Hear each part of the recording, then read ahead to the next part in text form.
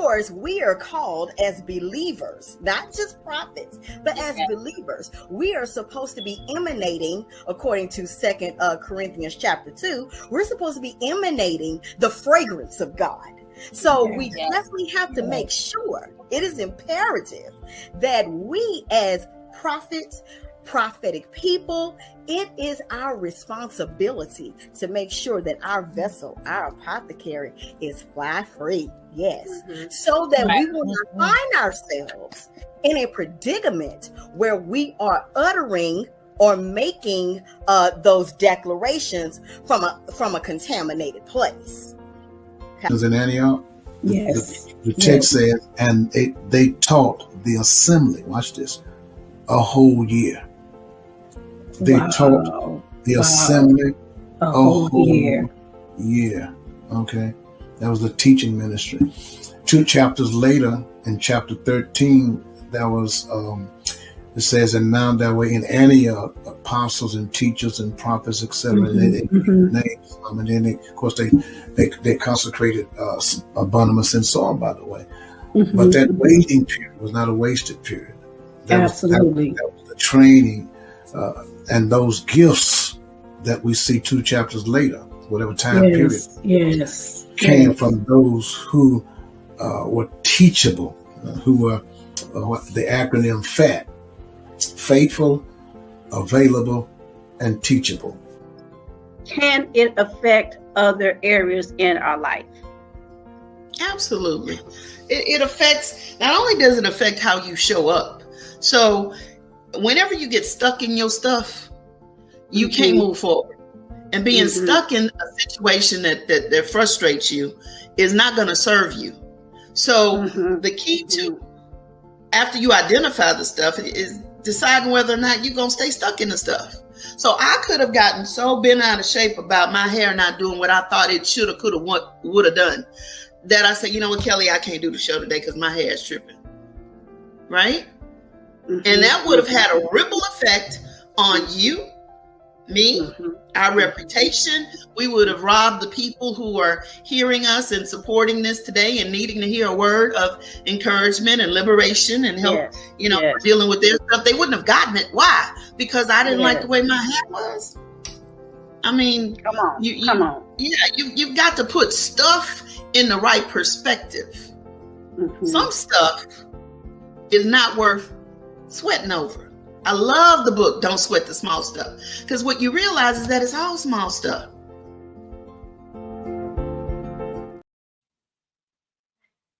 Good afternoon. Welcome to another conversation with Kelly. I am your host, Kelly Spencer, and I am so glad that you decided to spend this afternoon with us, just eavesdropping in on this powerful conversation that we are about to have. I, again, am Kelly, and every Sunday, every other Sunday, we invite you to like and share and tune in to these power-packed conversations. They are nothing but to encourage, to inspire, and uplift you, and bring a little bit of hope and inspiration. So do me a favor. Right now, click that like button, share. You never know, someone could watch the replay and this bless and change their life forever. Second, holler at me. I love to see who is watching, and if you holler at me, I will holler back at you. I love to know who you are and where you're tuning in and eavesdropping from. Today's Power Pack program, oh my God, this awesome woman of God came in, I believe, in September of last year.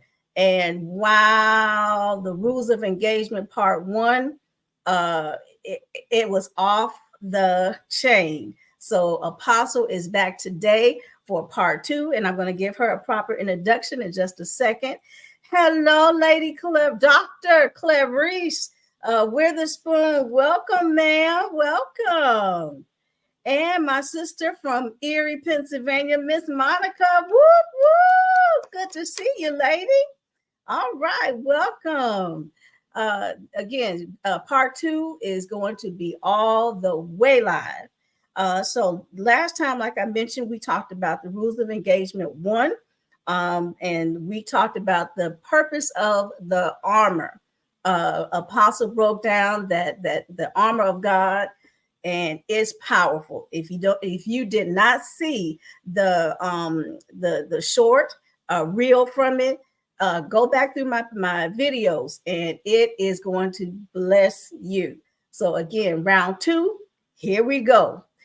So today we are going to talk about the purpose and power of the prayer watches. A lot of individuals may not know that there are strategic times that God has set way back in the Bible time, really just to keep in touch, if you will, with the Israelites and give them direction and clarity. But also it was a point of time for a clarion call to prayer.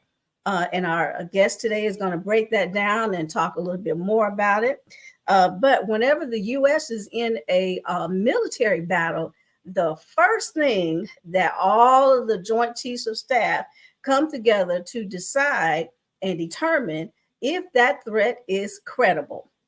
And I'm here to tell you that we do have a credible threat from the enemy, but don't worry about it, because God has already told us in 1 Peter 5:8 that he is like a roaring lion, seeking whom he may devour.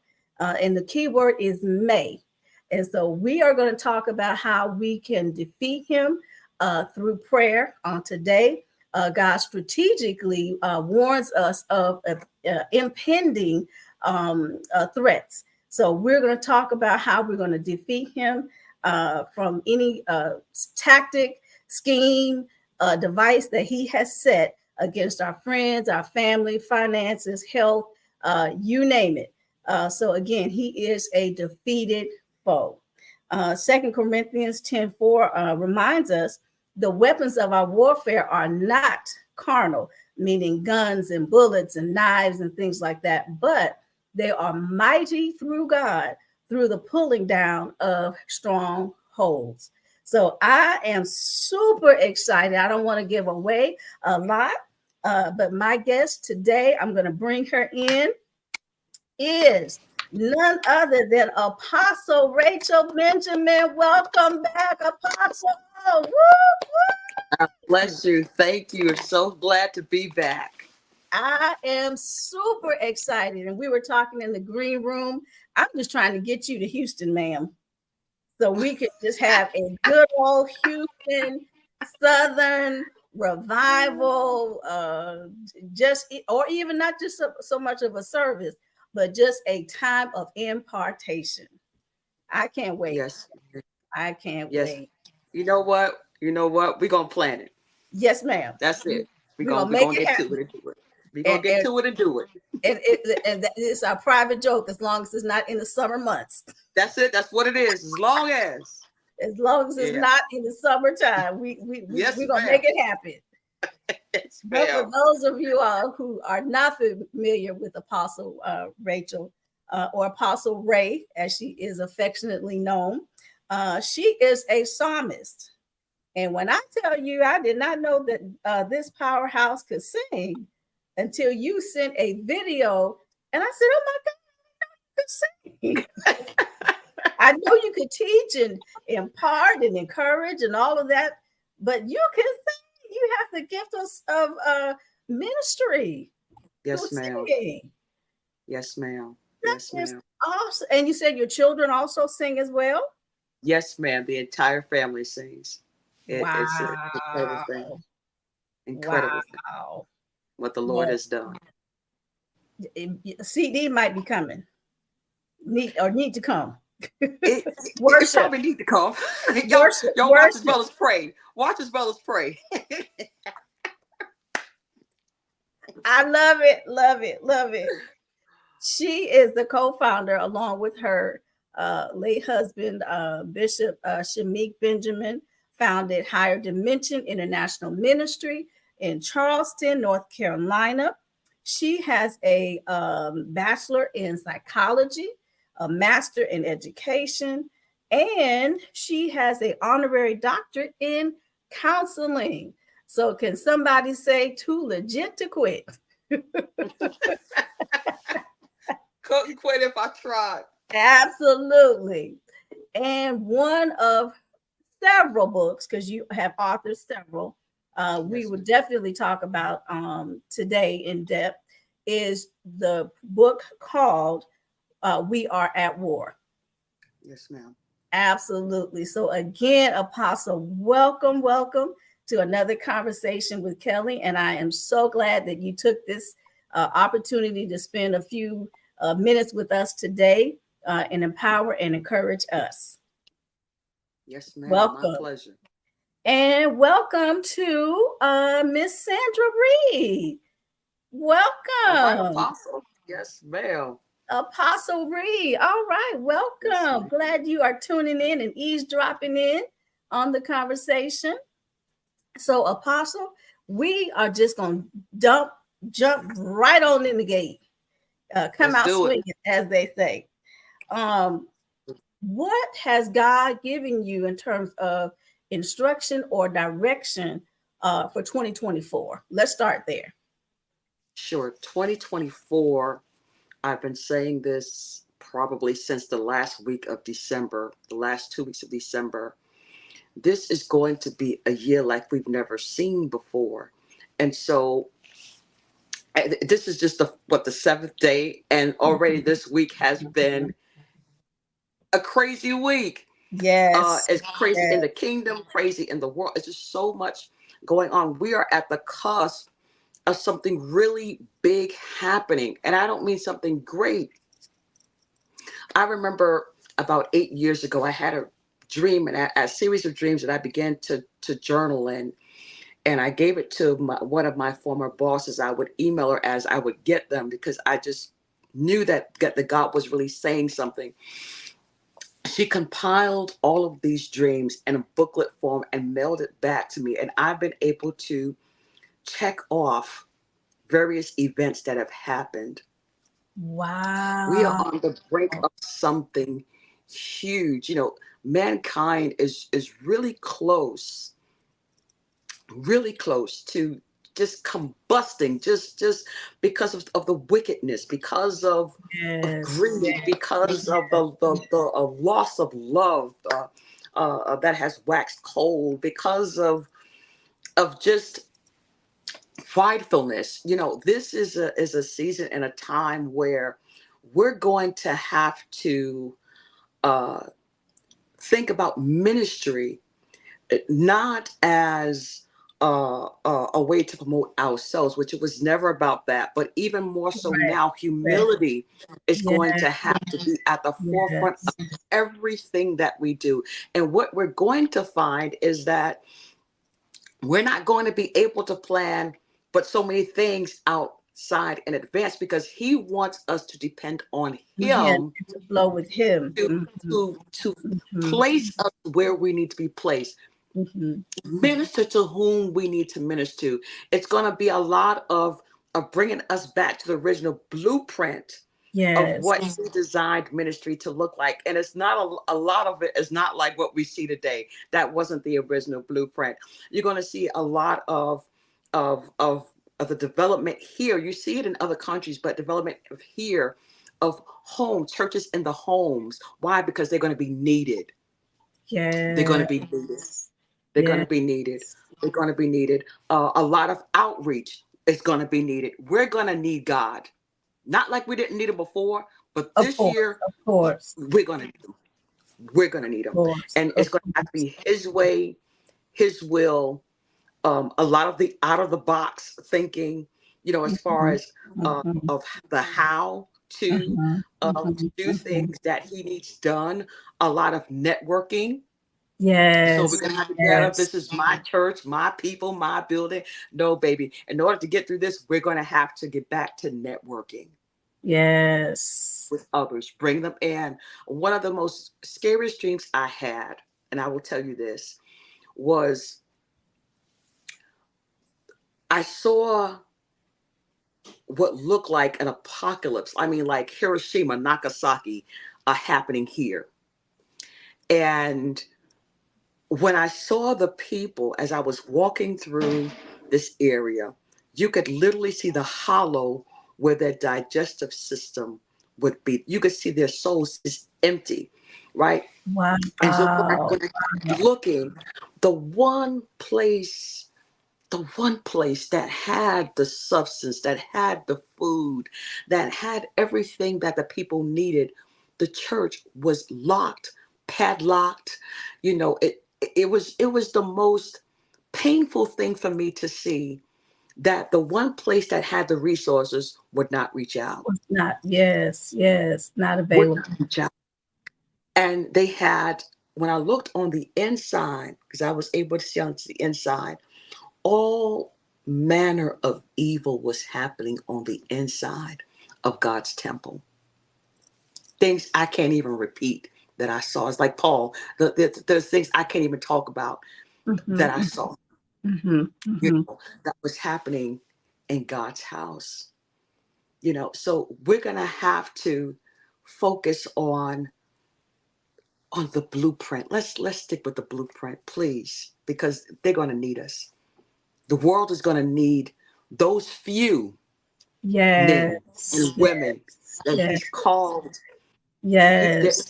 Those ones that, you know, the other ones that you kind of thought about, you know, as nobody. The other ones that, oh no, they don't really matter. Other ones, oh, they don't really have anything going on. Those are going to be the ones that God uses in this time. Apostle, if I had the strength, because I was telling you I have been a little under the weather, I think I would run around this computer. The reason why you just confirmed, because I said the other day, God, why would you show me or tell me that I need to be a role model, an example for others? This confirms it, that whatever, however, he is going to use what he has placed in my hand, I have got to steward it because it's going to be needed to help someone else. Which, of course, I mean, that's just a given. But you understand the significance of it, especially in this particular hour, that we can't just do because what everybody else is doing. You know, if everybody wants to have a you know, DJ in the church or whatever, and that's the latest, greatest thing, I may not be able to do that. No, I have to be an example in that realm of what, or that sphere of influence that he has given me. So that's why I take this as serious as I can't even put words to it. If I can even say a little bit more, since you said I can't do what everybody else is doing. Well, when everyone else is doing a revival, a conference, you know, Woman Thou Art Loose, you know, nothing wrong with those things. Nothing wrong with it. Absolutely. God calls to it. Absolutely do it. Absolutely. But for you, it might be, I need you to lay prostrate like Ezekiel. I need you to lay out. Yes. Before me.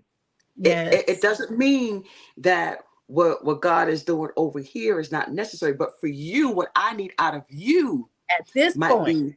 At this point right here. I don't care about what you did 20 years ago, but right now, what I need somebody who's willing to intercede for people.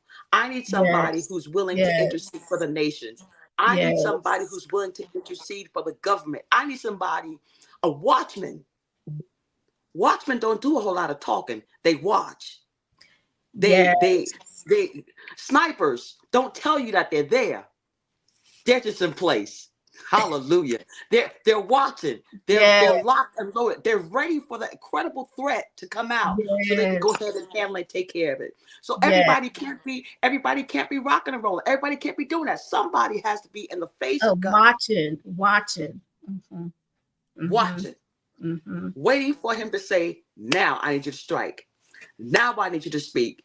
Now I need you to declare this. Now I need you to pronounce my judgments, because we're pronouncing everything else. But at some point, There's going to be some judgments pronounced, and I need somebody in place. I need somebody available. I need somebody who's willing to hear me and obey me when I speak to them, that they're going to do exactly what I need to do. Wow. So that's where this is the depth and the importance of the season that we're in. A lot of things that I said this to a young minister, and he got so upset with me.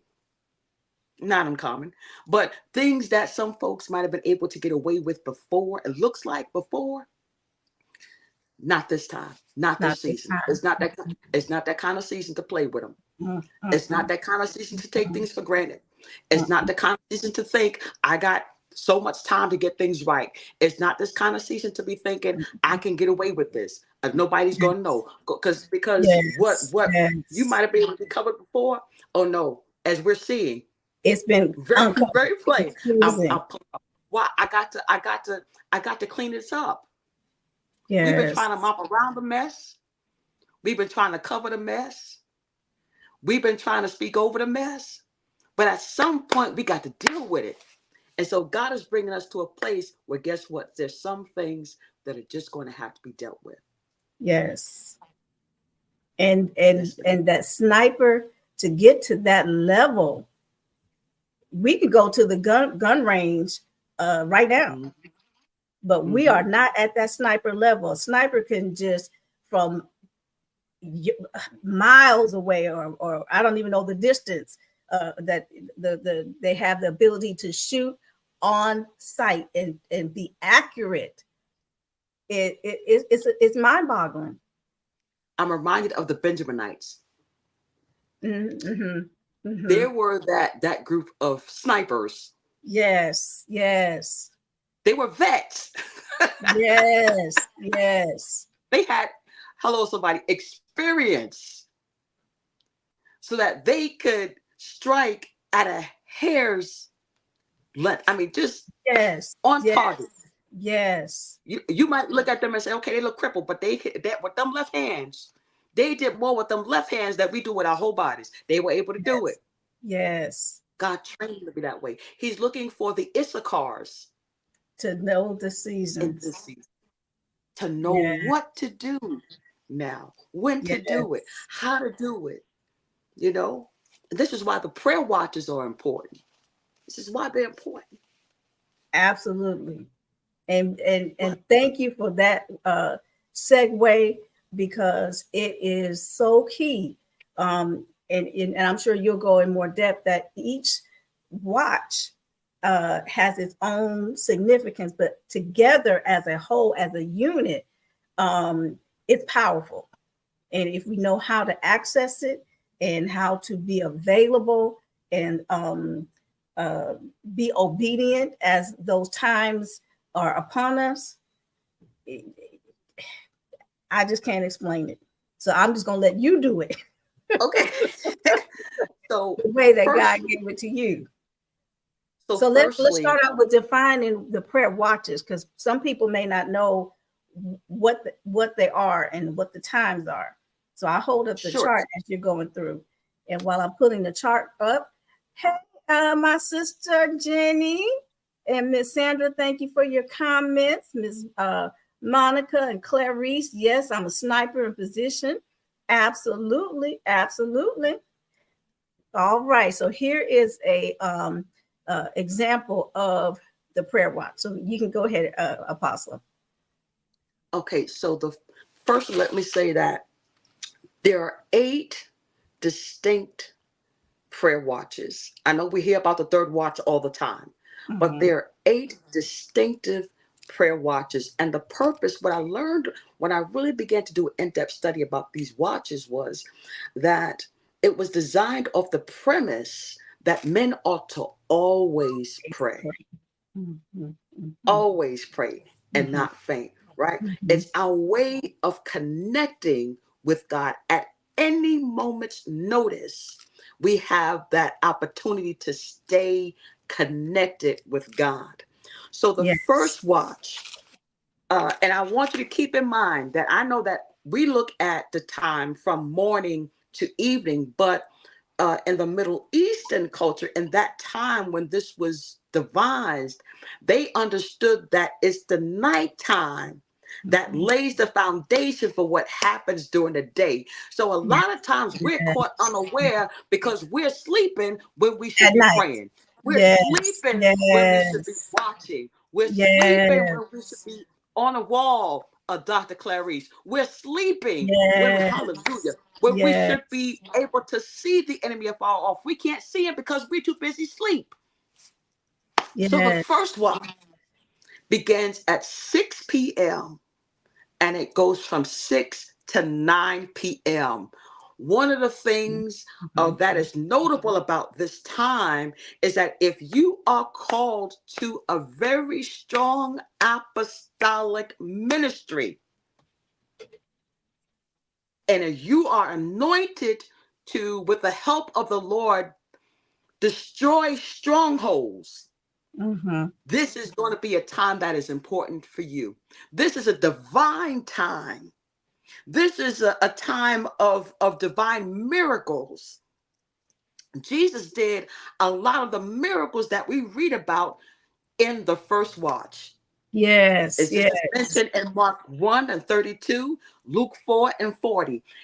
He would even often go aside, the Bible will say, during the evening watch to go and pray. That's Matthew 14, 15 to 23. He would often do this. It's an hour that you commit your way to God, that you recognize his divine authority, and you're asking him to strengthen you for what it is that he has for you to do.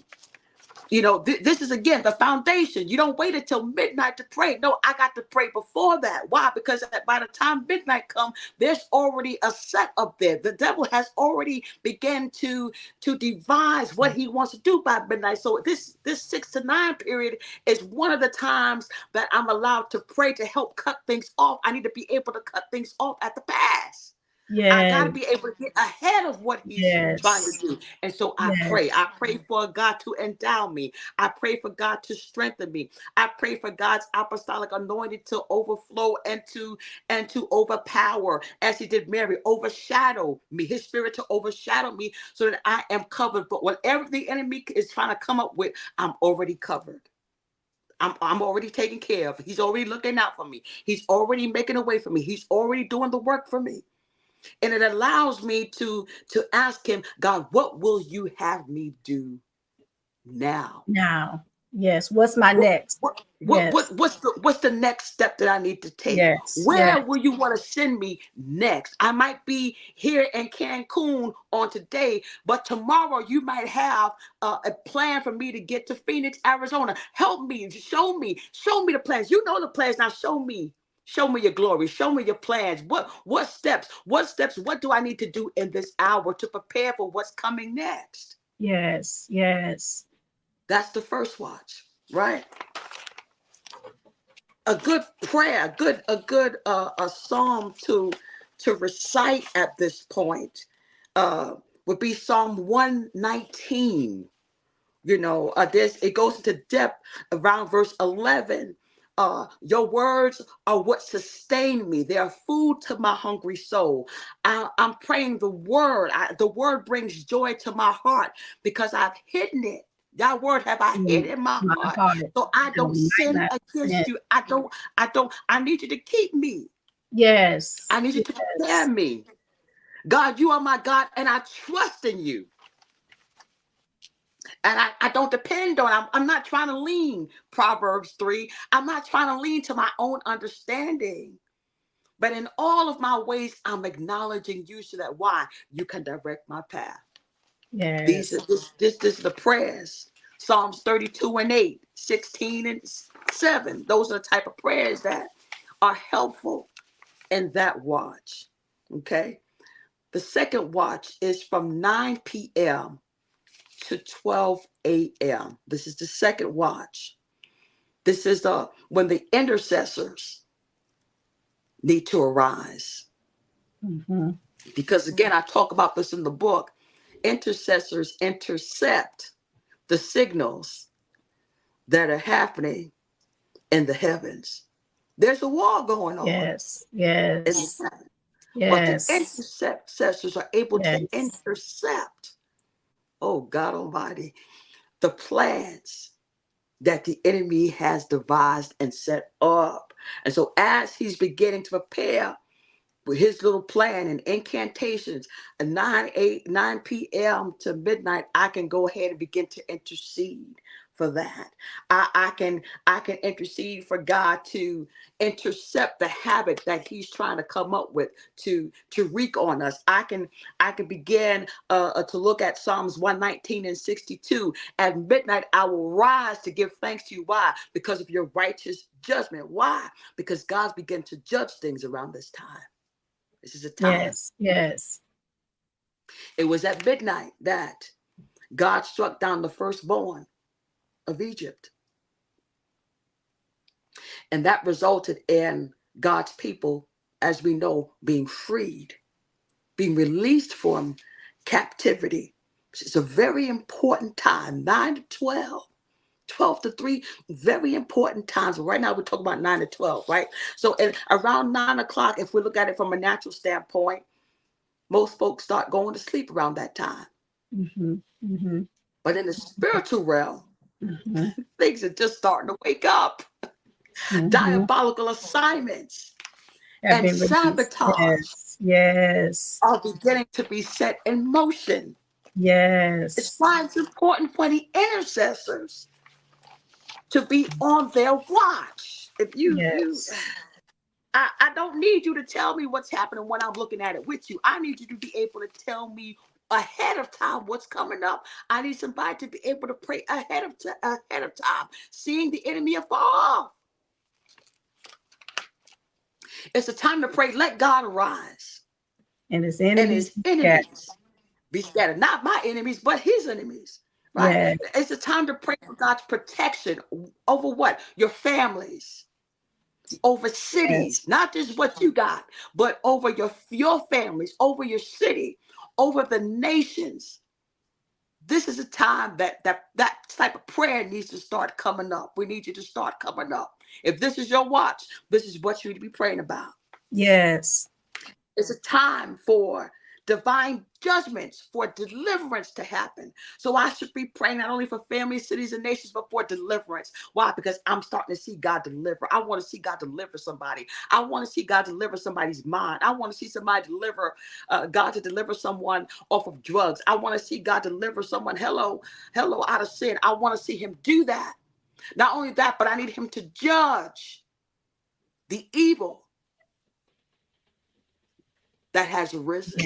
Yes. I need him to tear down those strongholds that the enemy and all the wickedness that comes with him has devised and set up. I need him to, the Bible would often talk in the Old Testament about altars, demonic altars being brought down. This is around that time that we ought to be praying for him to do just that. Wow. Just that. Tear it down. The high places, bring it down. This is the time. Okay. This is the time. This is the time. I don't need to wait until, tomorrow morning is good, but around this time, because again, remember, everyone else is sleeping. Everyone else is in la la land. The good sleep, the kind you roll over and get that good position and you're locking it in. You're turning down the TV, you're turning down your phone. For me, you're turning the fan on and making sure that the atmosphere is just right. Well, guess what? The atmosphere is just right for God to work. So bring down those altars. My God. Look at our educational system. If whatever's not right, bring it down. A lot of the economic decisions that are made that are not right, God, bring them down. This is around that time we ought to be praying about this kind of stuff. Governmental decisions, political decisions. This is around the time that we ought to be praying that God's will be done in these areas. They don't just affect you and your family, they're affecting the entire nation. The entire nation, yes, the entire world. So, the entire world. So we ought to be praying around this time If this is your watch, God's called you to this watch, this is why it's important. There's no watch that you're going to find that is insignificant. If Yes. God, can I just say this? I know we're going on all the watches, but can I just say, if it seems like you're praying every day at the same time, yes, that's your watch. That's your watch. This is what God has assigned you to. It might be for a season. Yes. Or that Yes. just might be your watch. I Yes. prayed from 6 to 9 at times. I've prayed from 9 to 12 at times. I did 6 to 9 and then again between 3 and 6, between 12 and 3. But if you find yourself consistently praying, consistently, and I'm not just talking about a Jesus wept kind of prayer. I mean on your face before God, crying out, that is your time. Yes. That he has committed you to watch as well as pray. This is it. You can pray aloud Psalms 59 and Psalm 68 verses 1 through 4. Why? Because I'm commanding all creation to praise him. I'm decreeing that God is going to save those that need to be saved from the hands of the enemy, protecting them from the hands of the enemy. Yes. You know what? Do you ever realize a lot of crimes happened that night? God protect every soul that is out there on these streets. Yes. Yes. You ever notice that? It seems to get worse at night, and even a toothache gets worse and progressively worse at night. God, I'm praying against these things. The hands of the murderer, those that are committing suicide. A lot of suicides happen at night. Somebody has to be on the watch to pray against these things. This is your time. If this is where you consistently find yourself praying, baby, this is what we ought to be praying against. Yes. Okay. The third watch, another really, really strategic time. I don't think we give enough credibility to this time. The breaking of day from 12 to 3. A lot of spiritual activity happens.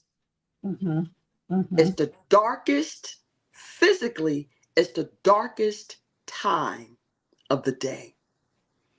The darkest thoughts come around this time. I want you to ever think about if you ever had to battle with something like depression or just suicidal thoughts or anxiety, an overwhelming sense of anxiety. Yes. Yes. It comes during the darkest parts, oftentimes, of nights. I've had a lot of midnight phone calls for prayer against anxiety and depression and all kinds of perverted thoughts during this time. It's a very dark time, diabolical time, a demonic time. Yes. Witches and warlocks start doing what they do best, wreak havoc. Yes. They're pacing to and fro, trying to find a subject, trying to find an object, trying to find an entryway, trying to find an opening. And so our prayers, if you're called to this watch, is to close the portals. A lot of portals are open because, again, folks are asleep. Incubus, succubus, they're on the prowl during this time. Yes. Yes. Because a lot of portals are open. Most folks by this point are in that deep sleep. They're in a deep sleep. And they're not paying attention. Wow. They're not aware. Wow. They're not looking. We're asleep and they're lurking. Right? I'm not telling you this to be afraid. No. Because the Lord has already given us dominion and authority over this. I'm simply trying to make you aware. Yes. That if you start noticing, even in your dreams, they start turning some kind of way, it's just a portal that needs to be closed. It's a portal that needs to be closed. We need to pray against this. Pray against satanic attacks. He don't just come in your dreams. He starts talking to your family members. Hello. Folks that ain't never thought about doing stuff, start doing all kind of craziness. He's around that time they start plotting against marriages. Yes. They're looking to destroy your church, the church, God's church. Why? Because God's church looks like him. Let's devise a way to destroy that leader. Let's devise a way to try to impact that ministry negatively. Let me go ahead and who can I use that's available for me to start some ruckus? Who can I have come in lurking unawares, look like us, talk like us, shout like us, dance like us, speak in a tongue like us? Meanwhile, the entire time, there's a whole nother agenda at stake. This is about the time they start planning for things like this. I want to tear up the community. I want folks to live in fear. I want folks to live in anxiety and frustration. This is about the time they start planning. And so you have to start declaring, if this is your watch, Psalms 91.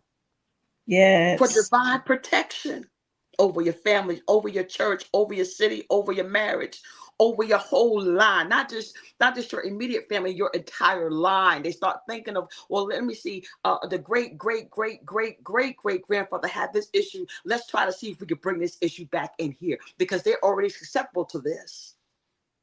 No, I got to start praying. God, we come against every generational curse, every weakness. You got to start binding things up, shutting down the portals, shutting down the walls. It's a very important time. Very important time. Again, like I said, this time, it's still dark. It's still midnight. It's still real dark out, right? But we're already laying some foundation for the day. So if I don't pray that he shuts things down during the night, I'm just open for prayer during the day. This is why this is important to be on the watch. It's a time to engage in spiritual warfare, warring, interceding,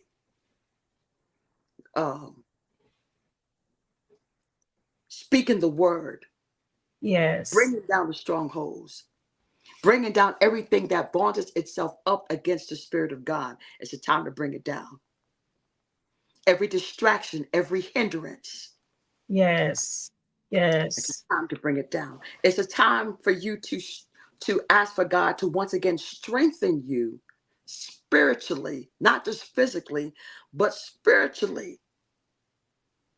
It's a time to pray for every release from every type of prison. Paul and Silas were released from prison during this time. That's found in Acts 16:25. Okay.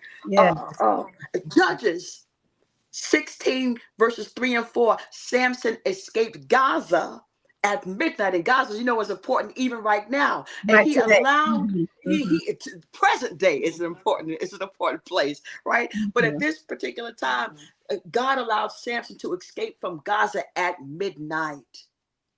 See, if we're on our watch, God can free some things up.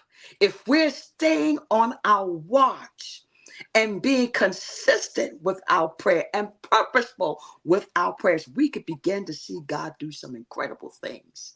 Right. Some powerful things. Yes. Right. The earth is moaning and groaning right now to see these type of manifestations, to see us really see God's glory and dominion the way he desires us to see it. Because we've all can say that we've seen him do some things. But what I'm saying and suggesting today is that he wants to do so much more in us, for us, and through us. But we've got to be on the watch. We've got to be in place. We've got to be in position. We've got to be on the wall. We've got to be steadfast, unmovable, always abounding in the work of the Lord. This is work. This is part of the work of the Lord. This is part of what we need to do. This is Yes. part Yes. of what he's called us to. Okay? This is a time to make your plea for whatever you need God to do for you. This is a good time to pray about it. Luke 11:5-13 talks about that. Acts 16:3 talks about that. I need your provision to be released. I need your power to be released. I need your anointing to be released. I need deliverance to be released. This is a time to pray those kind of prayers. It's also a great time for miracles to happen. Yes. And for applying the blood. And if I could just pause there for a minute, talking about the blood, I got a phone call just last night. And the person was battling mentally. Okay. And so it got to a point where they began to demonstrate, how can I say this? Elements of someone maybe with paranoia, schizophrenia. They begin to talk to themselves and that cussing and this and that. And so I began to start singing a blood song. And so the person stopped and looked at me like, woman, what are you doing? And so they did it again, and I began to sing again. And I kept singing, and I kept singing. And so by the second time I got to the chorus, in the name of Jesus, we have the victory. Satan, you've got to flee. Tell me who can stand before us, whom we call on. That great name, it ceased. The behavior ceased. They began to talk in their right mind. He said, you don't understand. I said, you don't understand the power in the blood of the lamb. And so I began to tell them a story about the lamb that got bit by the rattlesnake. I said, yeah, I heard something like that, but I didn't get the whole story. I said, well, here's the story. A lamb got bit by a rattlesnake. And so the shepherd began to panic because, rattlesnake, venom, I'm thinking my sheep's going to die. That's it. Yes. Yes. So the lamb began to swell up. The lamb began to look like he was going to start vomiting. And then after a while, he just recovered. Shepherd didn't understand it until he went to his dad, and his father told him, anti-venom comes from lamb's blood. Wow. And so she looked at me and said, I don't understand it. I said, what I'm trying to tell you is that as deftly as the venom is from the snake, it has no authority. It cannot overtake or overpower the blood of the lamb. There's nothing that you could come up with that's going to come, that's able to defeat the blood of the lamb. Yes. There's no sickness that could stand up to the blood of the lamb. If we actually believe this stuff, we would see God do something. There is nothing. Tell me who can stand. Tell me what this. If God be for you, who can be against you? If we just believe in, really believe it, not just talk the talk, but if we are fully vested and bought in, have a buy-in to the power of the blood of the lamb. Yes. Yes. If you are in God and God abides in you, nothing can stand up against him. If I just connect to the blood of the lamb, Lord Jesus, I need you. That blood from that lamb is going to come up and cover me. He's going to take care of it. He's going to take care of what it is. But I got to be vested into the blood of the lamb. Got to be. Yes. Just have to throw that in there. Just throw that in there just a little bit. He says that he'll give us the desires of the heart. So this is around that time that you ought to be praying that type of prayer. Right. The fourth watch from 3 a.m. to 6 a.m. This is the last watch of the night. It's the time that Satan's agents are going back to their home bases. They've done what they needed to do. It's also the time of the morning, though, that the Israelites were delivered from slavery.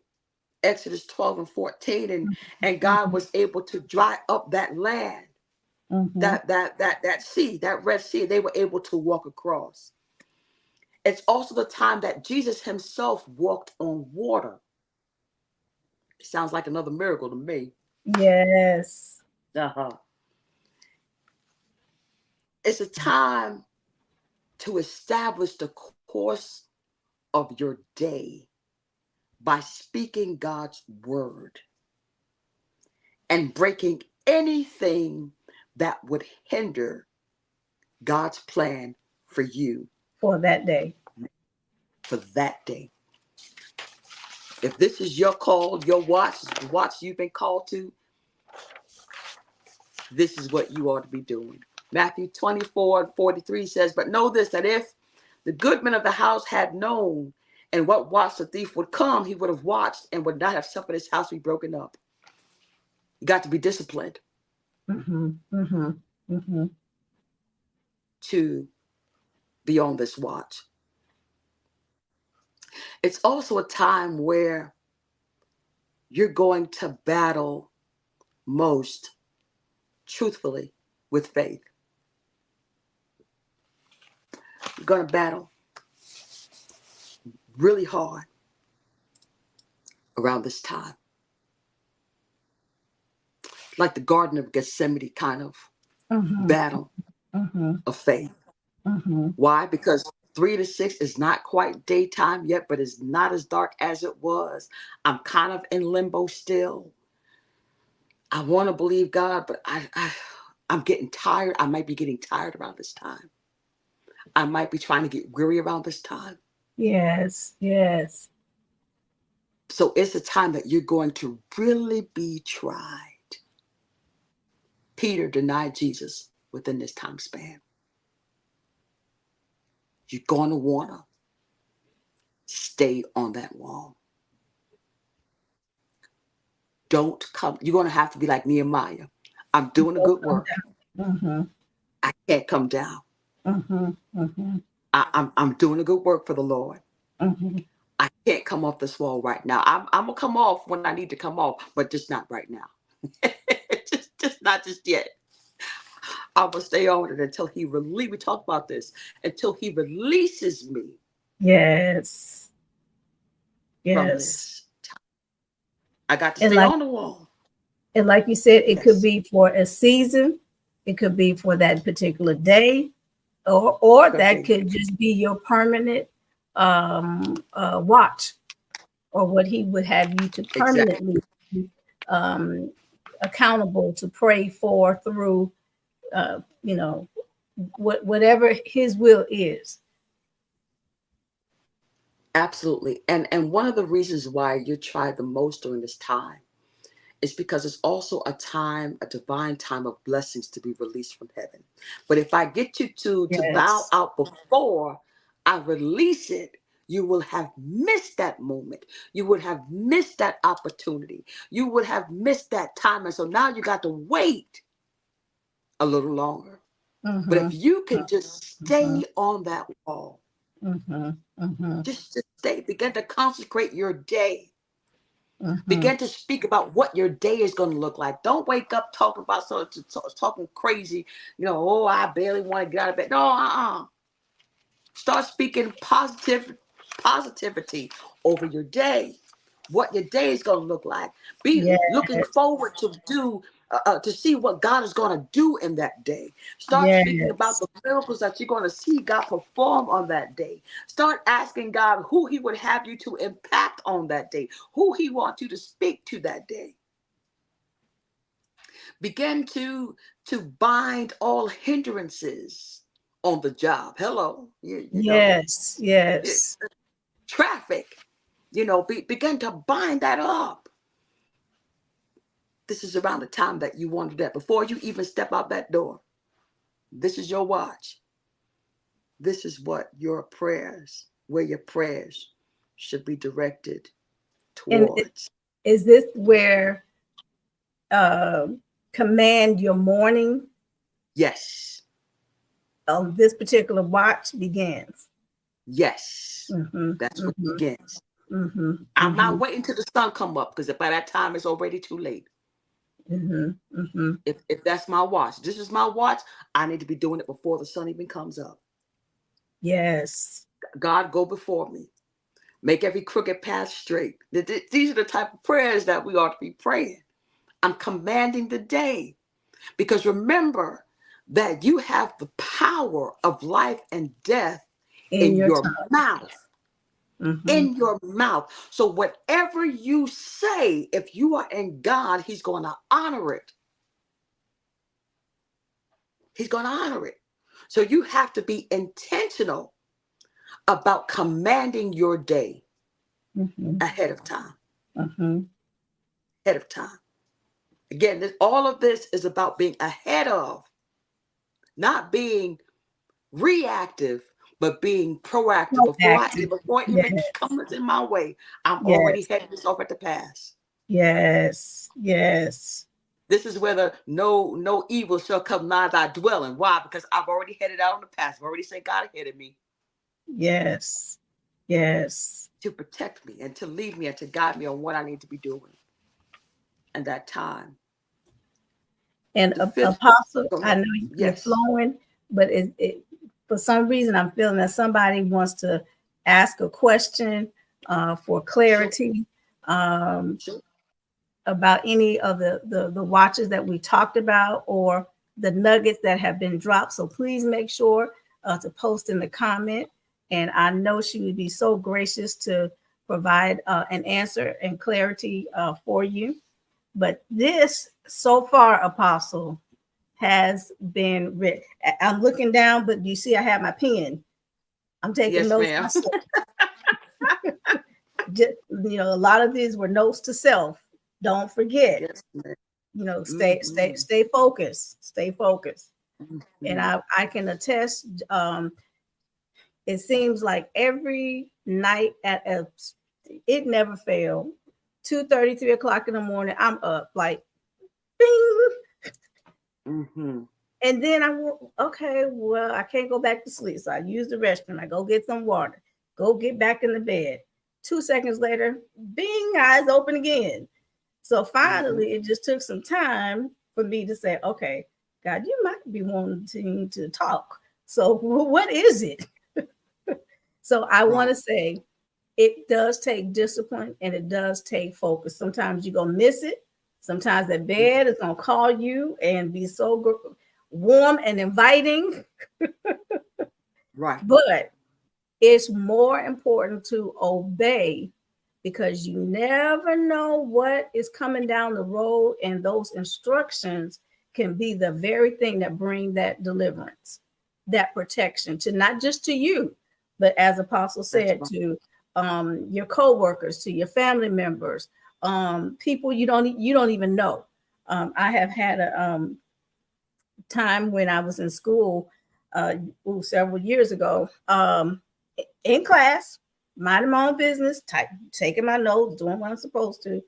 And this feeling of, and it doesn't have anything to do with necessarily a dream, but I'll show you the meaning in a second. Writing, doing what I'm supposed to in class, felt this urge like never before to intercede for a minister I did not know. Heard this minister maybe twice. That's it. I knew the name. I knew the face if I met him. But as far as any one-on-one interaction, he was just an awesome speaker. I went to support. So long story short, the more I kept trying to fight and say, in the world, why I'm supposed to be writing, in class, and where's all this coming from? It just kept bubbling up and welling up to the point where I had to literally go to the bathroom. Once I prayed and travailed and let it out and felt that release, I was able to go back to class like normal, no problem.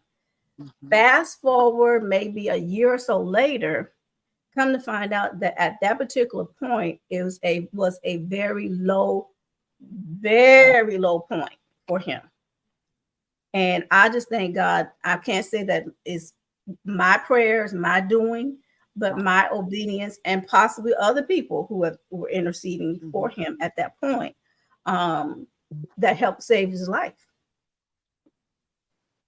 So the point I'm trying to make is when God gives you an assignment, no matter if it's 3 a.m, 2 a.m, you could be at your desk working, and he just drop a person or something that he wants you to pray through.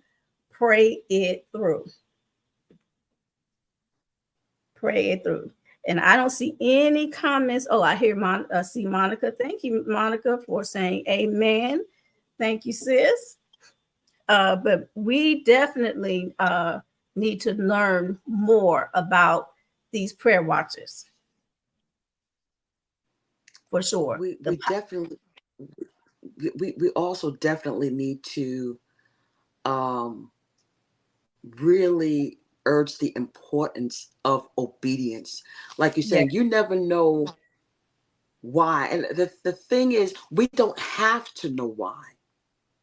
We don't have to have all of the specifics. Yeah. We don't need to have all the specifics.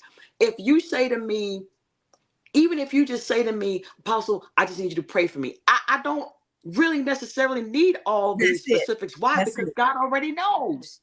God knows. Maybe it might be something that you can't even verbalize. Yes. But if I tune into the spirit, he's gonna tell you, if or let you know what to pray for. Spirit, he's gonna tell. Isn't that what the Bible tells us? I know what. Even those mutterings and moanings and utterances that you can't even get out, I'm able to understand. So why don't we trust the Holy Spirit enough to understand?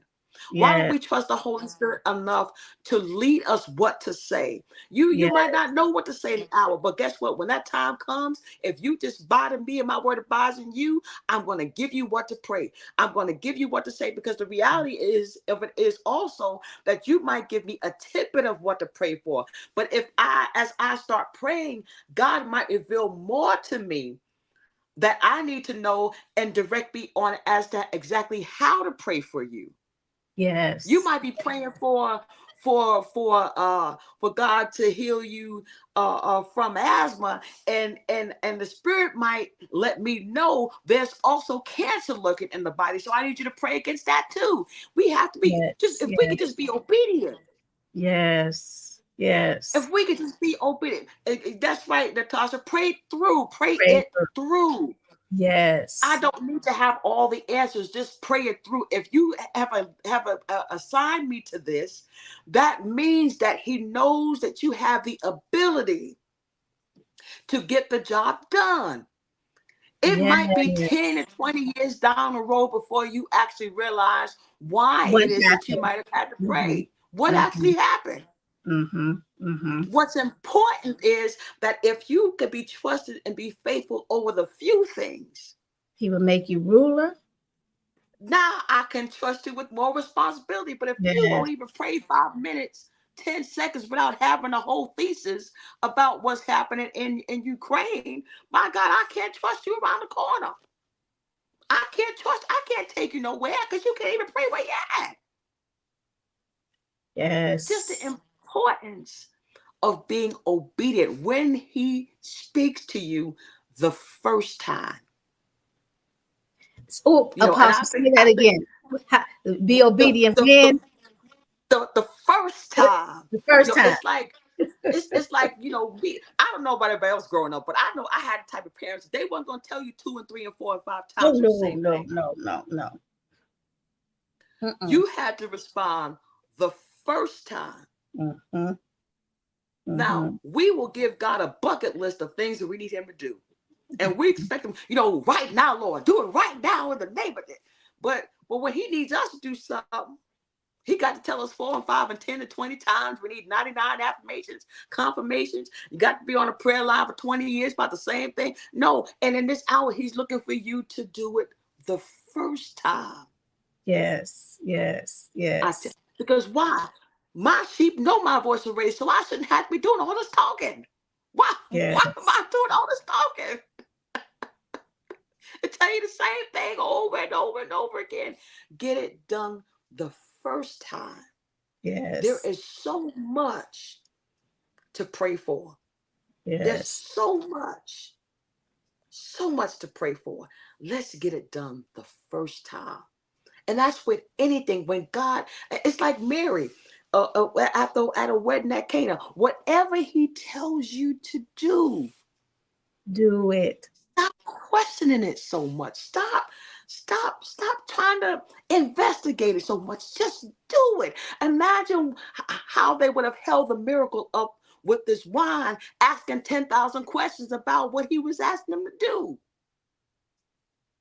They just did it. Go get the barrels of water. Oh, here it is. Mm-hmm.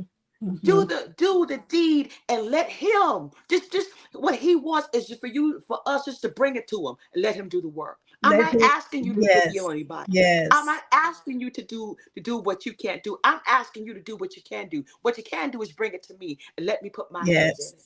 Yes. You bring him your natural, the ability of however you're able to do and what you're able to do, and let him put his super on it. He's gonna put his super to your natural. Your natural. Yes. Yes. Yes. And then you're gonna have how he describes Paul, the extraordinary miracles. Paul didn't just do miracles. Yes. Paul did extraordinary miracles through God's hand. Why? Because he didn't have to tell him 55,000 times to do something. He just did it. Go here. Okay, got it. Had a dream about somebody needed help and a man needed help in Macedonia. Let me just get up and go. He didn't ask him about how I'm going to get there. Who? How many folks they got in their church? He didn't ask all those type of questions. Just go. Mm-hmm. Just go. And as you go, like the lepers, he's going to tell you what you need. As you go, God, I'm sick. Well, as you go, he might heal you if you just go. Yes. As you go, you're going to see provision made. Has he ever, who am I talking to? God. Has he ever not provided as you went? Has he ever not given you what you needed as you went? I just need you to go. You've been talking about going. You've been writing about going, making 10,000 plans about going, but you ain't left nowhere yet. I'm trying to send you around the world. You ain't even left the couch yet. Get up and go. You've been sitting on the couch of ease, made a pallet for it, made it, blinged it out. You know the whole 9 yards. And I need you to get comfortable with being uncomfortable. A lot of us are too comfortable. Yes. You know, when you go in, you can just, I don't have to do nothing. I can sit here. That's the problem. You've been sitting there too long. I need you to get up now. Do some stretches. Even when you go to a training. Lord have mercy. Well, I know when I go to trainings, after a while when you're sitting, they'll tell you to get up. Let's do some standing exercise. Let's stretch it on now. Why? Because you're going to get too comfortable. If you get too comfortable, what you're going to do? You're going to go to sleep.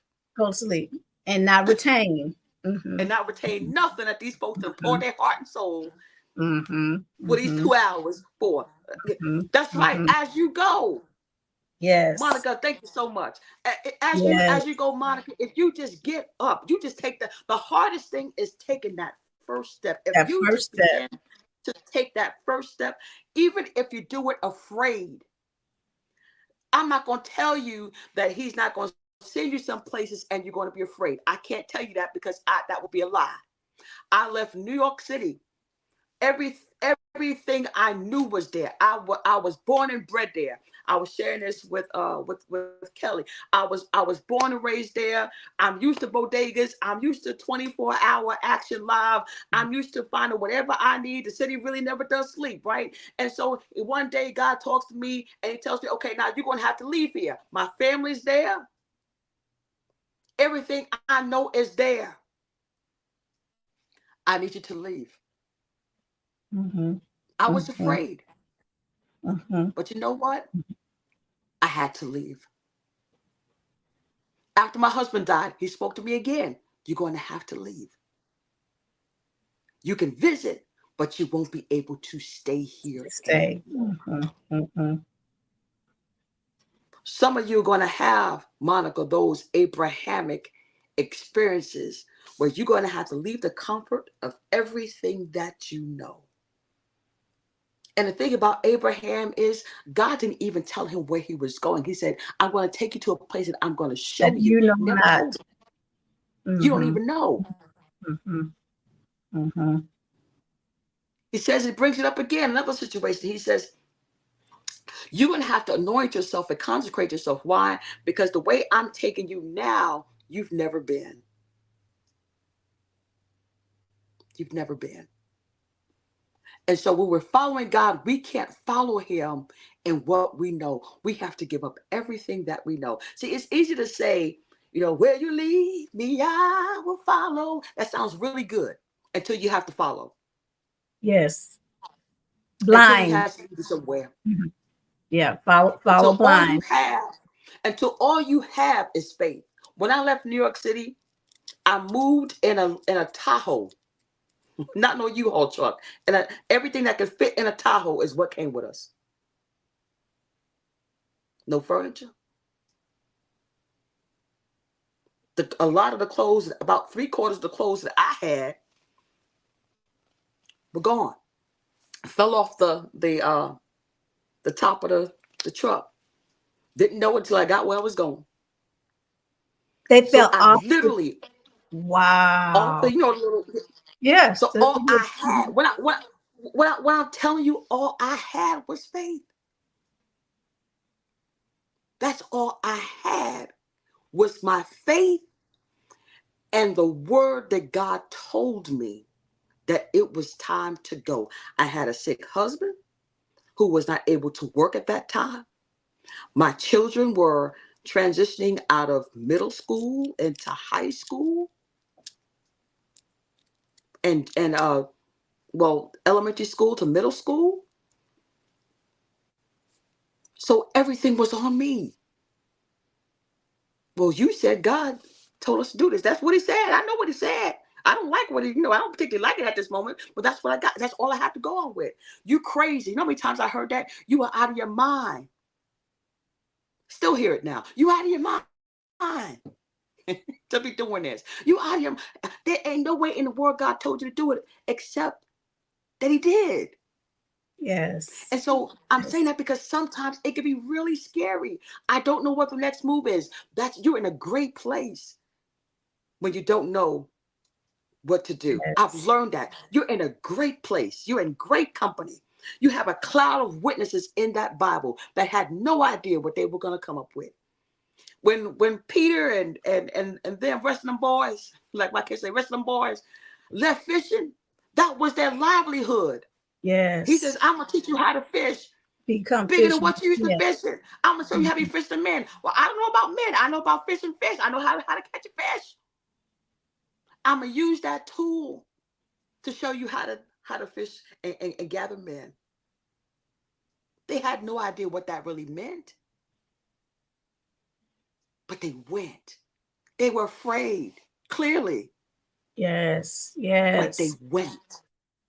Not knowing Monica, Lord have mercy. It's more than Monica. She was just honest enough and bold enough to say, yeah, it's me. But there's somebody else in here. And I need you to understand that it's okay for you not to have all the answers. He's not looking for you to have the answers. He's just looking for you to obey him. And trust. He's looking for you to trust him. Yes. Not trust what you can see. We can trust what we can see. It's on paper. I have evidence. A lot of us, somebody like me, I'm going to go ahead and research things out. I'm going to have my proof. I'm going to have my charts. I'm going to be able to say, okay, I can see the correlation between this, that, and the third. But when you're operating through the spirit realm, all you're going to have is God's word. Yes. And the measure of faith that he's given to you. That's all you have. That's right, Monica. You got to trust him. Yes. Like your life depends on it. Because you know what? It does. And there are some people that you are meant to impact. Yes. Lord have mercy. Lord. Monica, there are some folks that you are meant to impact. I feel like crying. That you are meant to impact. Yes. So your trust is needed. Your obedience to God is needed. Your willingness to obey is needed. Your hallelujah. Your willingness to get up and move. Not just writing out another New Year's resolution. Not just saying what sounds good. Not just saying what we say, what tends to happen when we're having an emotional moment and we make these declarations and statements and promises to God. But it needs to come from a place of this is really, God, I just really want to please you. God, I just really want to do your will. God, I don't know. I don't know what this year is going to hold as far as as far as it concerns me and what's going to happen. I don't know all the things that's going to happen, what I'm going to have to face this year. But God, I just really want to do your will. I just really want my life to exude your presence and your glory. Everything I do, I want you to be glorified in this. Not just for a year, but for my life, for as long as I live. I want my life to be read like an epistle. I realize I'm a living epistle, so I want when people read me, if they don't know my name, that they know yours. Yes. Yes. That is what this is about. I'm sorry, we just went off all on a tangent, but this is what it's about. Yes. Yes. That's what this is about. It's not about a big name. It's not about. It's not. It's not about having you a star. You know, in Hollywood. That I mean, you know, that comes and goes. If no one knows my name, and they could just say, you know what, that crazy lady with that crazy hair, you know, she was on something, but you know what? She told me about this Jesus, and she made him sound so awesome. I want to know more about him. That's how the gospel was spread, because they talked about this Jesus. Yes. Yes. That didn't come on the planet, you know, blinged out. He didn't come like that. He didn't come, you know, with a chariot from heaven. He didn't come like that. Right. It just, show all his glory. Magnificence and Magnificent. glory. Yes. Yeah, he didn't do all of discovered. that. Yes. Yes. This same Jesus that healed me when I thought I was going to die. And I've been at death's point a few times. That same Jesus, you don't have to know my name, but that same Jesus that started my heart back to pumping when doctors had already put a stamp of a time of death, that same Jesus that breathed back life into my body when I was at 37% one time. My O2 stats were 37% on my way out. God brought me back, that same Jesus, when I didn't have a dime. That same Jesus. I went to church one time, y'all. Got to tell you, we had experienced identity theft. And, you know, so the banks at that time had frozen all the accounts. And what I had cash on hand was 30 something dollars. And so out of that, I bought groceries to get us through the weekend, had no idea what God was going to do. We were locked up really until Tuesday. My late husband at that time, you know, hadn't been working, so there was no monies coming in. I couldn't say, okay, I could, you know, hold this, that, and the third. It was just whatever I had on me. And so I remember going, it was a Sunday morning, and so now we had two options of getting to church. We're in Westchester County now, so we could either take the Metro North into the city at 125th Street and catch the bus, or either walk to the church. We went to church around the corner from the Schaumburg, or we could take the local route, which was about 3 buses to get to the same destination. So my late husband says, we're going to take the Metro North. And so I looked at him. because taking the message north means that we had a way to get there, but now we're going to be stuck getting back. And so I said, you know what? You want to take the message north? Yes, we're going to take the message north. This is what we need to do. We need to get down to the church. You know, I was a Sunday school teacher, and, you know, he was a musician, ministers. And so we need to get there. And so we did. And so as we were on our way to the church, I'll never forget this. He grabbed my hand. He said, I need you to pray. I said, well, you the man, yeah, but you the one with the faith. So I need you to pray. And so we prayed for God to make a way. However he decided to do it. That was the agreement, that God was going to make a way.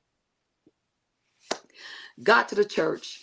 One of his family members brought my kids some breakfast that morning, because again, it's all the resources that we had was just to get us there. No money for an offering, nothing. It was just, we're here. He's on the organ. I promise y'all, I will never forget this as long as I live. He's on the organ playing, and he would set up the sound equipment and make sure the sound was right and all this stuff. So now he gets on the organ, he starts playing for the choir. I'm on the choir director and all that good stuff, praise and worship, we're doing all this other stuff. And so the interim pastor at that time walks over to him and says, you're speaking this morning. Now remember, he's on the organ, so he has no time to look at a Bible. He's just playing. Right. So he looks at me and he says, where's that found again where it says, weeping may endure for a night, but joy comes in the morning? I said, Psalms 30:5. Open up the Bible for me, turn it right there. I said, okay. So I grabbed his Bible, opened the Bible, place it on the little stand for him to read it. So he's playing and reading at the same time. Right after the choir sings, they call him up immediately. So he has, again, no time. No time to yes. He gets up, Kelly, and he's the topic for that morning was, it's morning time. Straight from heaven. Because that's all he had. was for God to literally give him what to say. Now, we're talking about Black church, typical Black church. You know, your own getting up to speak. You're not going, if you get an offering, it's not going to be a wholesome offering. It's going, you're going to get the laundromat offering. You know, this is what we do. You know, this is what we do, right?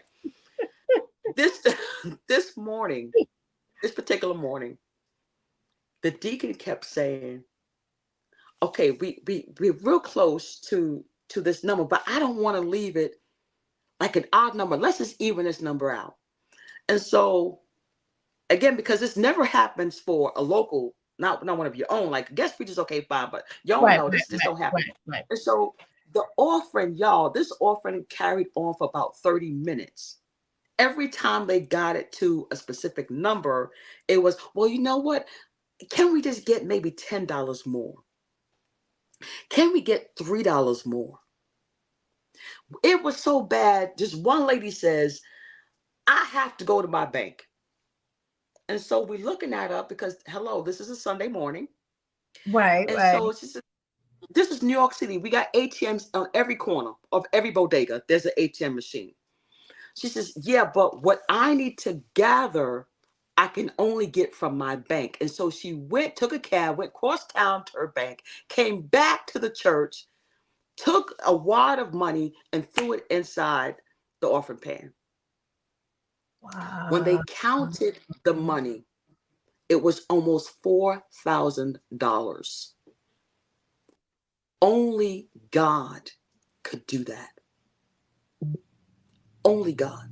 Wow. We didn't ask him, give me $4,000. That was not the prayer. The prayer was just sustain us until we can get, to everything clears out. Right. But because God wanted to show us something, we'll pray for miracles, signs, and wonders, but he wants us to be the sign. Yes.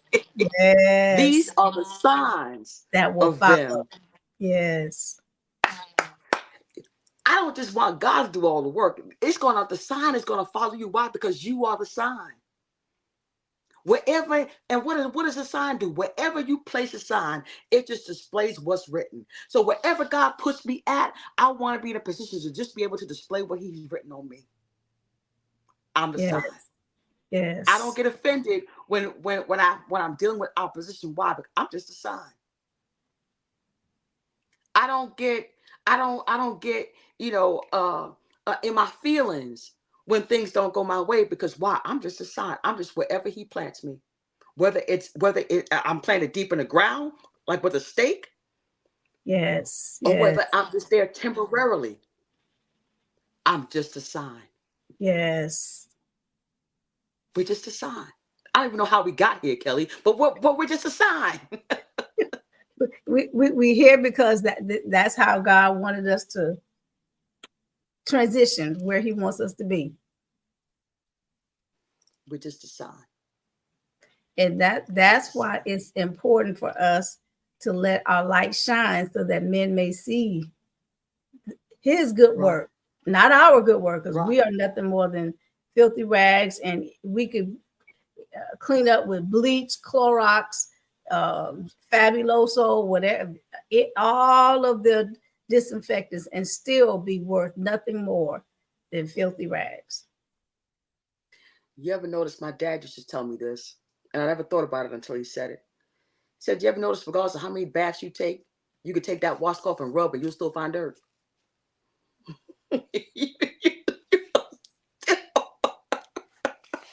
Yes, yes, yes, yes. You might be red dirt, you might be brown dirt, you might be black dirt, but when you look at it, you just fancy dirt. It's glorified dirt. That's right. That's right. We just glorified dirt. That's right. So there's no point in me being disheartened when things happen, because they will. If we could just remember, we're just a sign. I'm just here to display what he's written. That's it. I'm a living epistle. I'm just showing you what he's written. That's it. And that's it. We are able to decree, to declare, to intercept, to take dominion on the particular prayer watch. And I wanted to ask one question, going back to the prayer watch. Even if a specific prayer watch is normally like, let's say like the 12 a.m. to 3 or 3 a.m. to 6 is the time that we kind of say you can command your morning. But at any point at any other watch, can you do the same? Can you do the same? Absolutely. Absolutely, you can. There'll be some times when you will need to simply, depending on what's occurring at that time. It might, where you need to command, especially like something like spiritual activity.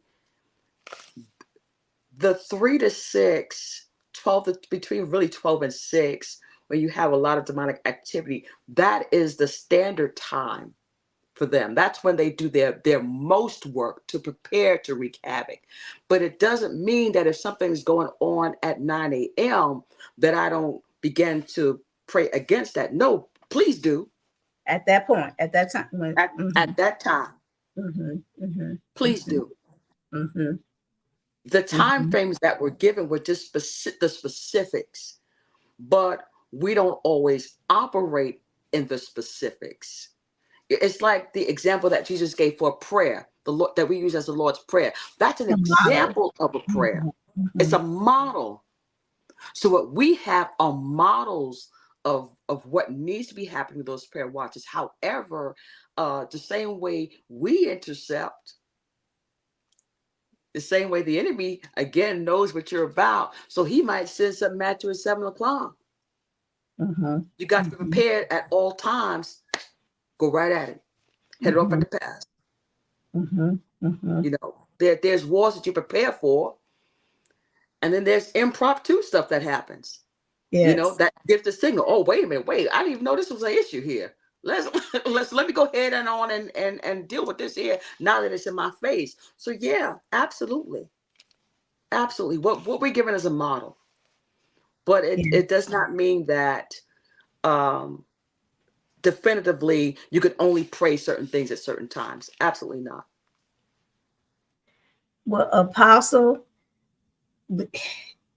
we got to do part 3. We get so much rich insight and wisdom, and we could be on here for 4 hours. Yeah. Oh man, because we still have 4 more watches to go. Yeah. 5th, But 6th, 7th, and 8th. This is what we'll do. We will make that happen really, really soon. Not Okay. a couple of months down the road, so that it'll still be fresh and relevant and all of that. So we'll do part 3, cover the next set of watches, and Yes, anybody that's out watching and just eavesdropping in on this conversation, shoot some more comments in before we get ready to log off for today. But I know that Apostle has a book that until we are able to get part 3 coordinated, it will be a blessing to you. And I'm going to hold it up, Apostle. Yes, this ma'am. is a book that you wrote. We Are at War, Engaging in Spiritual Warfare.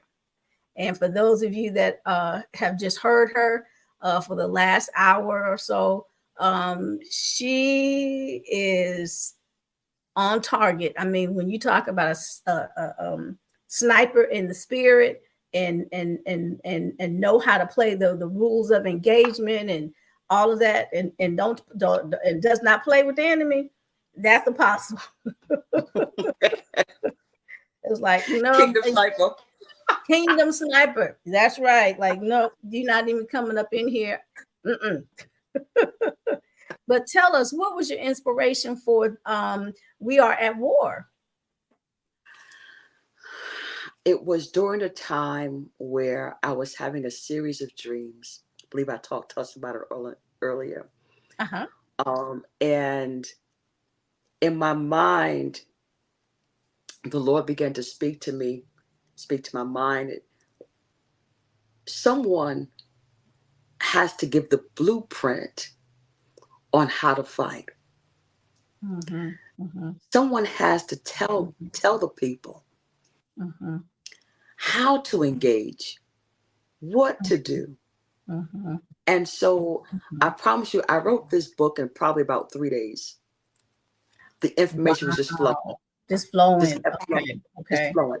And every time I got ready to stop, more inspiration came. And I said, okay, God. I kept typing until it was done. Again, about 3 days time. And as I began to proof it and look over things, and he said, this is the manual.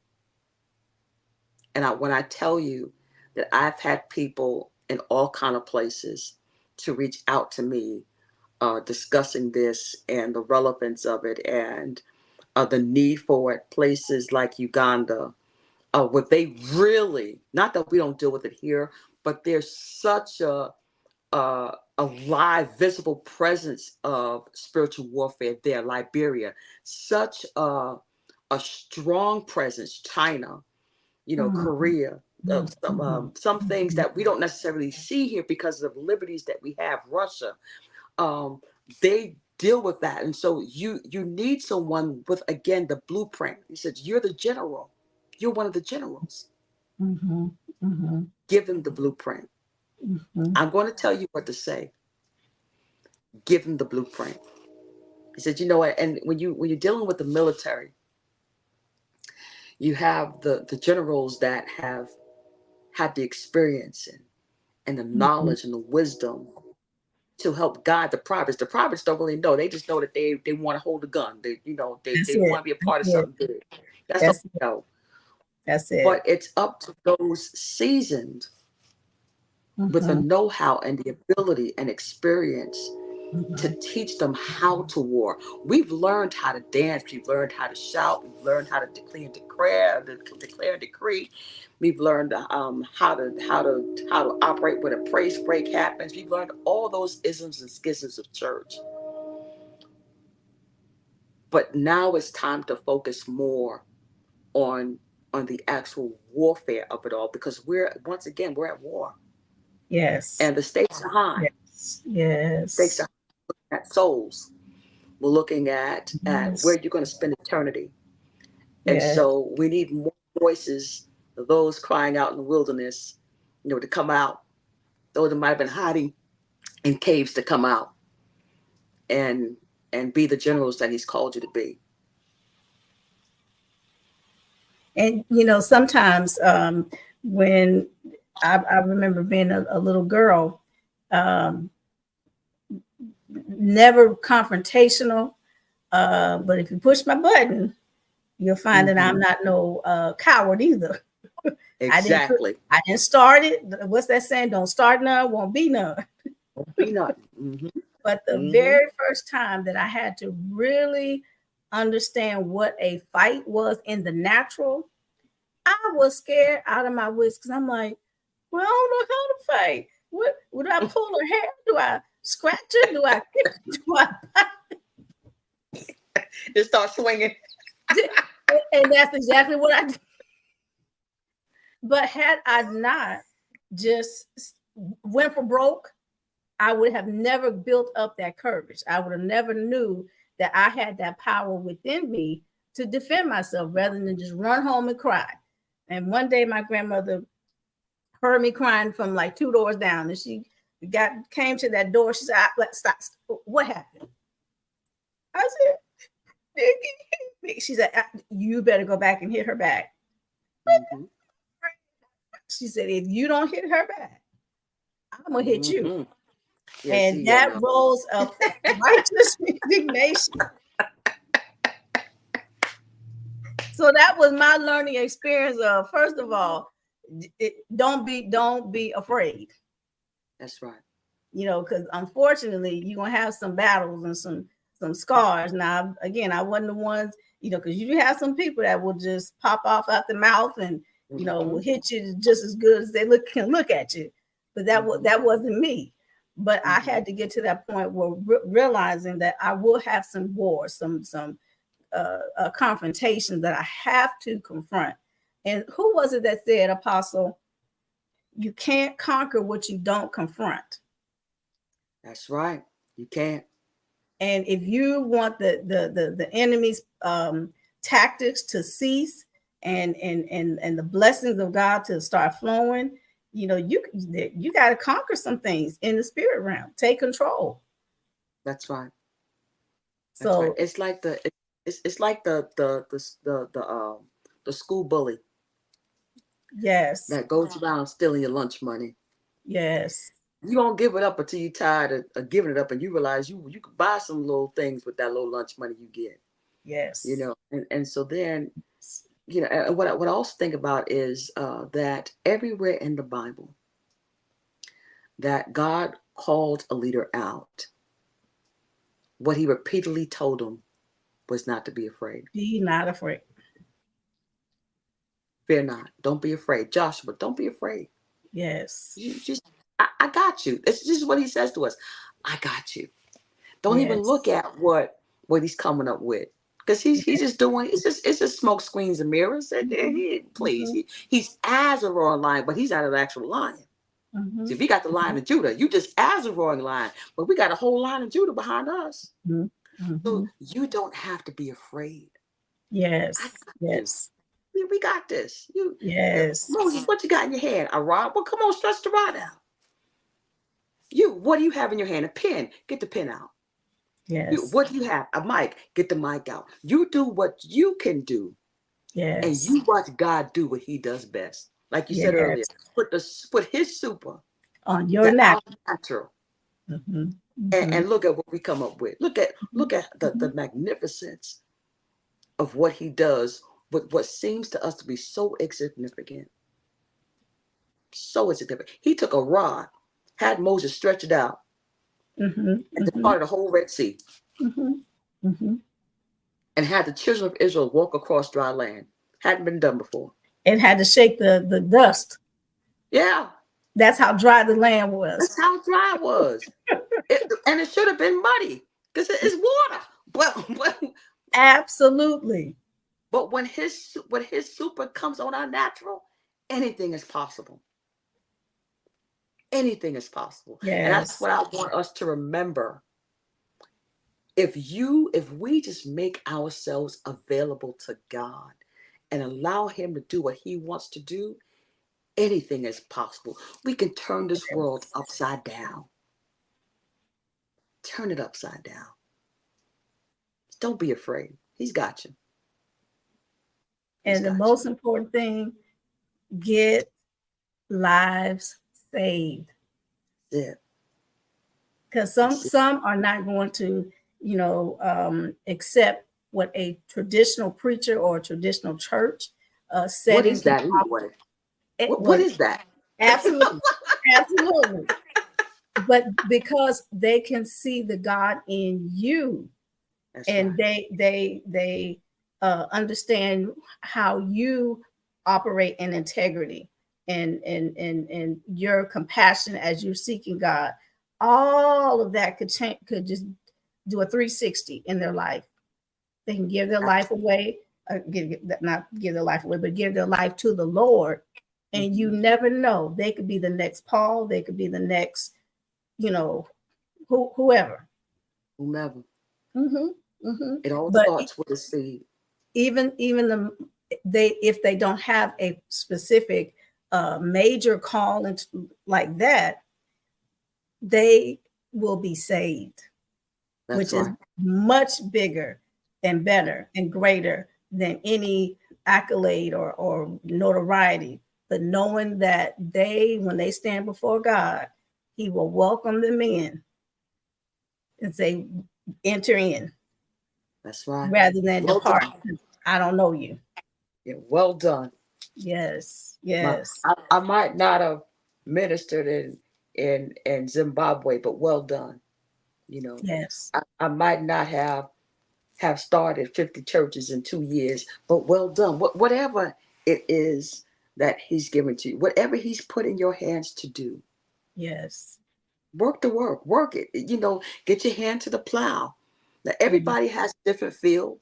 Everybody grows different type of seeds. I garden. So, every hardiness zone, if I could just share this real quick, every hardiness zone has a certain crop that is suitable for it.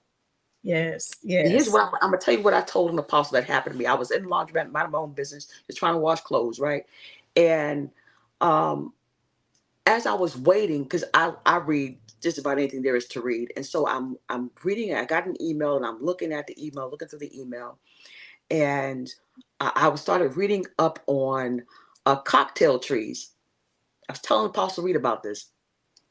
I was reading about cocktail trees, and so it really sparked my curiosity because what a cocktail tree, you can grow, let's say, 5 different type of apples on one tree. They're grafted in. That's good for if you had, let's say, a backyard that wasn't as huge as you might desire. You can still grow the crop there, right? And so I began to look at.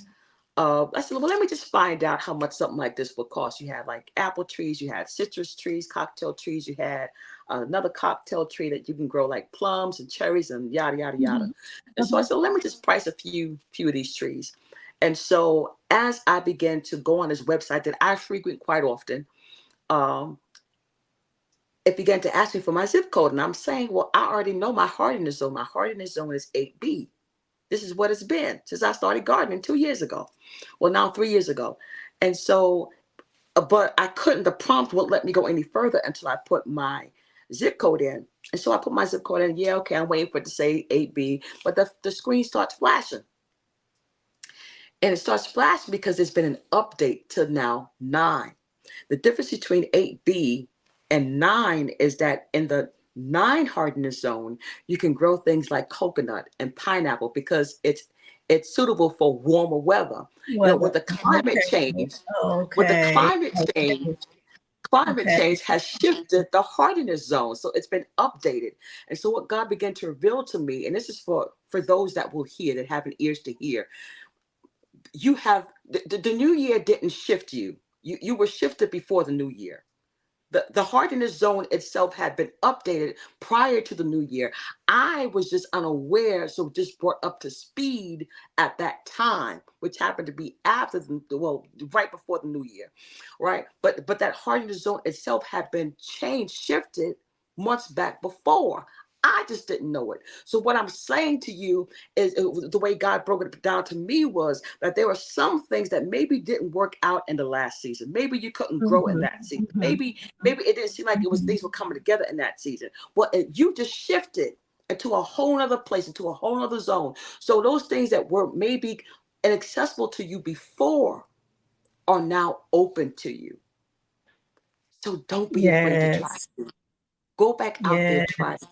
He's showing us something. He's telling us something.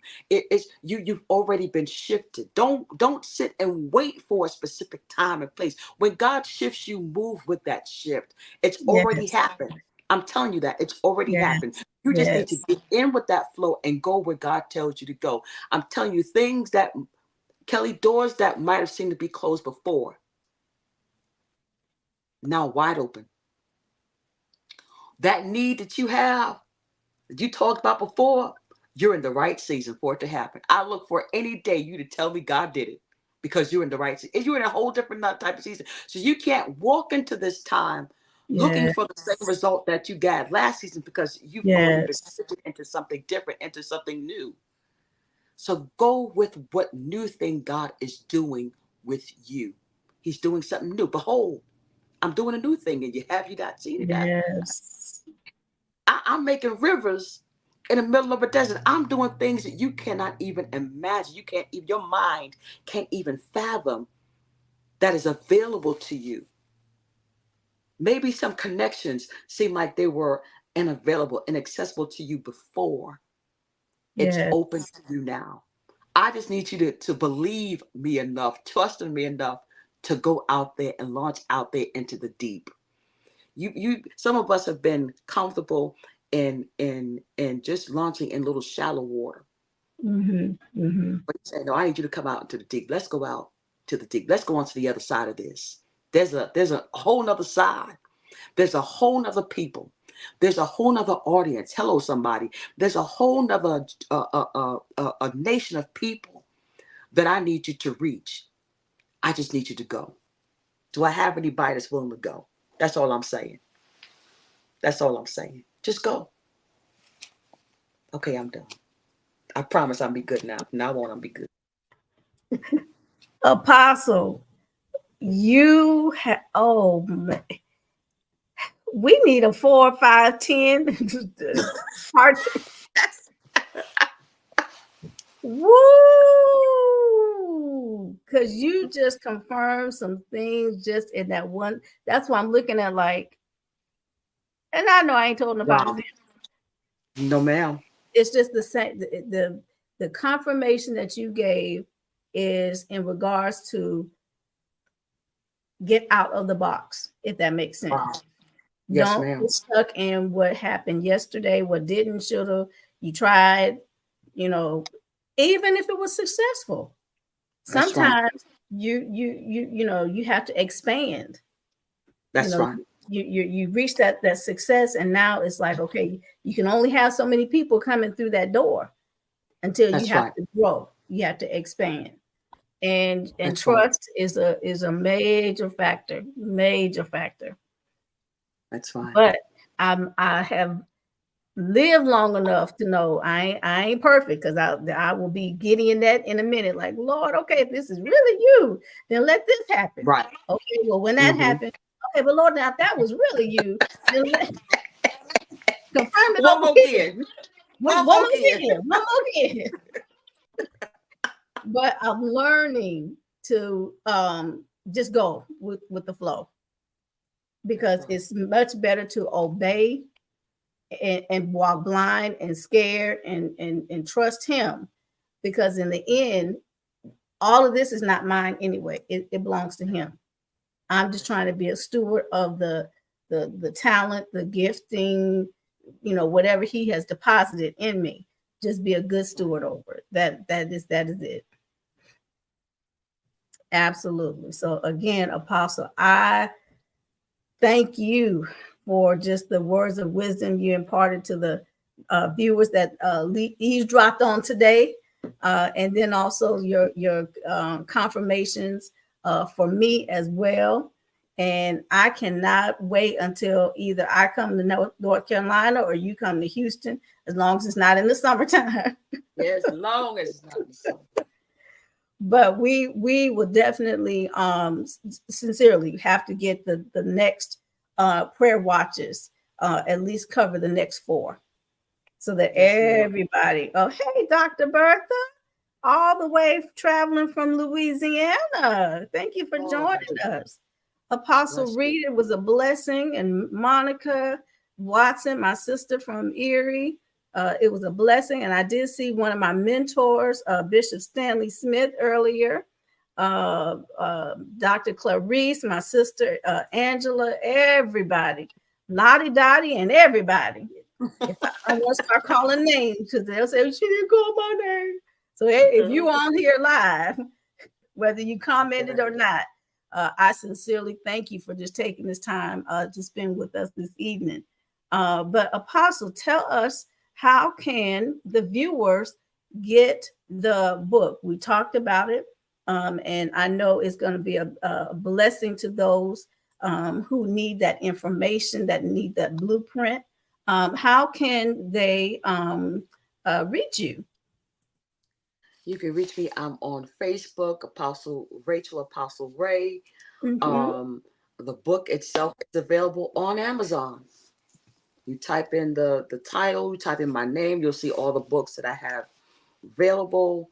That God has inspired me to write. There's a book of meditations. There's a relational book.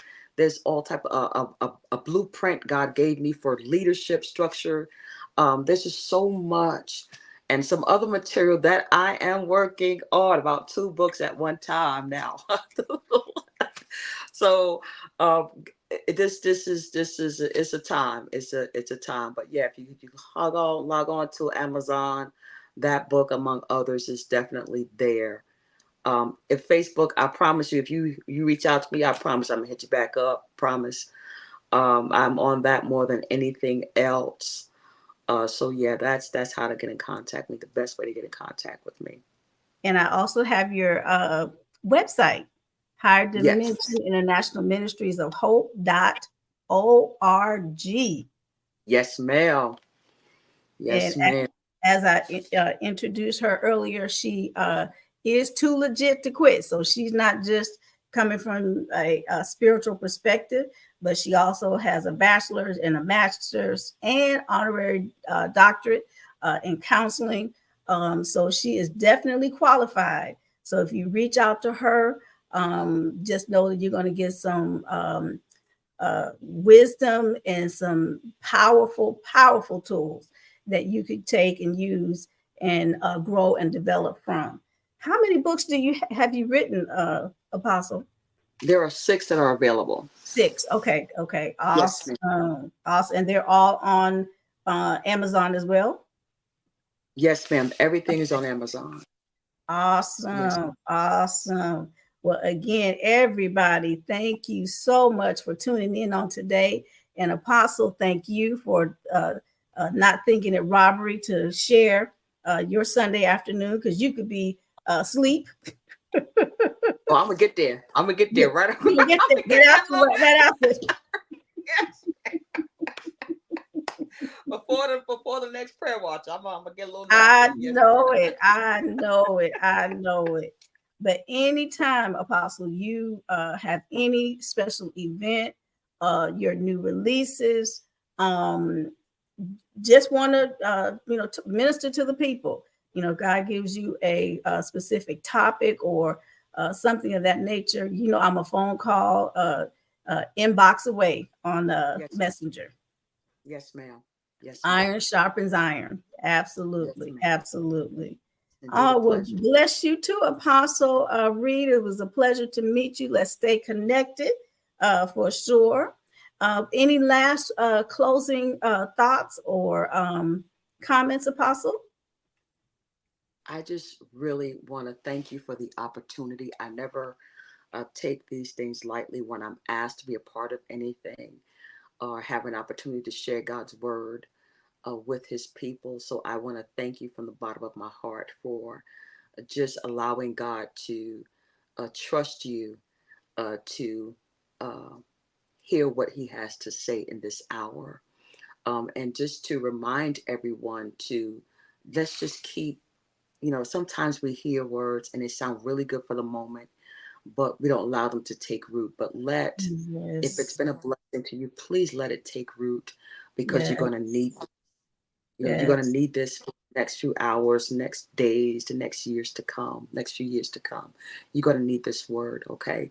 So allow it to really take root so that you can grow thereby from it. All right. And I love you all, and anything I can do to help, just a word, just a listening ear. I had someone reach out to me today, letting me know what was on their mind. And I told them, and I really mean this, if you just need to talk, you're having a rough patch and you just need to get it out, I'm here. I will listen to you. I will hear you. I will pray with you. Not pray on you, but pray with you and pray for you. I will be in agreement with you for what it is that you need God to do for you, because I'm all about really being a sign. I live that. I just want to really be a sign. Okay, I realize I'm a living epistle, and so I just want to do my part in the kingdom, whether it's a big part or a little part. I just want to do my part. Yes. Thank you. Well, again, Apostle, hold tight in the green room. One quick second. But again, if this has been a blessing to you, please like and share, comment, tag, subscribe. I don't know. Did you guys see the breaking news that I broke on, I think it was December 26th? We have some awesome topics coming up in 2024. So you have to subscribe so that you will know what is coming up. And every guest that I have brought on, they brought it.